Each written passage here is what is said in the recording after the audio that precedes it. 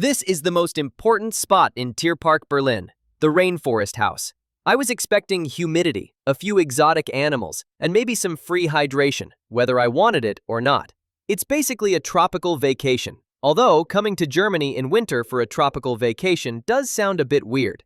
But for someone like me, an absolute zoo nerd, it actually makes perfect sense. What I didn't expect was to feel emotions, real ones. Somehow, in this man-made rainforest, I ended up feeling 6 of them.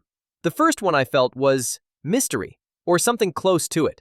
The clouded leopard is one of those rare, mysterious animals. Even today, we still know very little about how it behaves in the wild. And in the zoo, it somehow keeps that same air of secrecy. They usually stay hidden deep in the foliage, so even for me, spotting a complete clouded leopard doesn't happen often. But this time, it stayed out a little longer. Maybe out of pity. After all, I'd been standing there with my camera for quite a while. I saw it leaping between branches, light as if gravity was optional. Of course, mistakes happen occasionally. The enclosure does a good job recreating the leopard's natural home. It gives this shy, elegant creature the rare right, or privilege, to decide whether it wants to be seen. And speaking of mysterious cats, not far from here lives the Asian golden cat. It's even more mysterious. So mysterious that I had to crawl into a cave-shaped window just to see it. It looked surprised. Then it left. Fair enough. So that was mystery, or maybe embarrassment. Sometimes it's hard to tell the difference. The second emotion I felt was energy. Not the kind you get from caffeine, but the kind that simply refuses to fade. Mayang and JJ are 13 and 15, which, in tiger years, basically makes them middle-aged. But they're still out there, patrolling, playing with sticks, drinking water like it's a ritual, and even slow blinking at me. If you've ever lived with a cat, you know what that means. I'm actually younger than they are, age-wise. Yet after walking across Tierpark Berlin, I felt like I'd just finished a marathon. Though, to be fair, this zoo is the largest zoo in Europe, 160 hectares, so maybe the exhaustion is justified. They don't move fast. They move certain.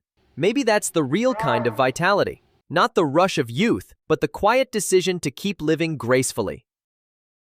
Next, we step into the heart of the Rainforest House, a real man-made jungle where the air is heavy and the mood is indifferent.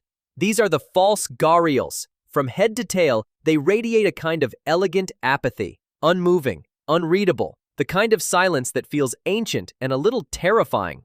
They spend most of their time completely still, seemingly uninterested in anything that happens around them. Their long snouts, sharp teeth, and that perpetual stare. It's unsettling.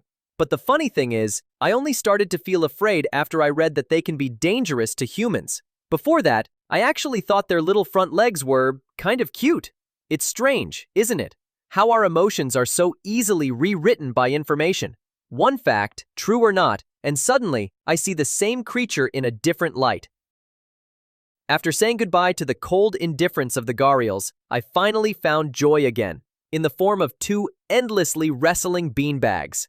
These are Josie and Frodo, the sun bears. They're almost always tangled up together, except during mealtime, which, to be fair, is also a form of wrestling, just with food involved. Their skin is loose and wrinkled, especially around the butt, a natural design feature to reduce injury during fights. Josie was born in 2000, Frodo in 2004. Older than the Sumatran tigers, yet somehow more energetic. Maybe joy really does slow down aging. From some angles, they honestly look like big, goofy dogs. They share this habitat with a family of binturongs, who, apparently, get along just fine with them. Or maybe Josie and Frodo are simply too busy play fighting to notice they even have neighbors. Watching them, I couldn't help but smile. After all the wrestling, roaring, and staring contests, I found something entirely different. Quiet tenderness. The Sulawesi bear cuscus, a name that sounds fierce, but in reality they move like slow-motion kindness. I saw what looked like a mother and her child, sharing a branch as if time itself had decided to take a nap.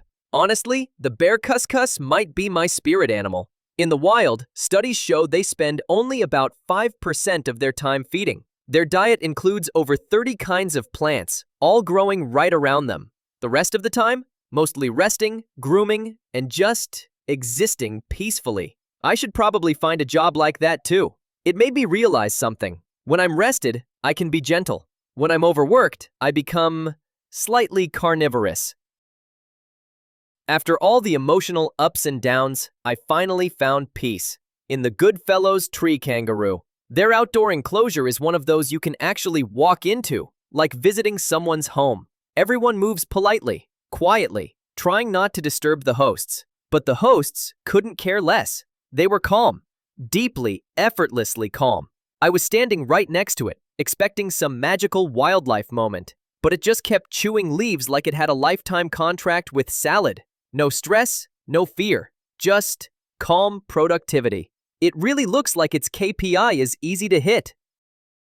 These were the 6 animals that left the deepest mark on me in the Rainforest House at Tierpark Berlin. Of course, there were others. The northern tree shrew, some surprisingly entertaining invertebrates, and at least a dozen species of reptiles quietly judging me from their tanks. But to spare you from emotional overload, I decided to stop here. This rainforest isn't real, and that's exactly what makes it fascinating. We built this world to feel closer to nature, but maybe what we really built was a mirror that shows how far we've drifted. And honestly, it did a pretty good job.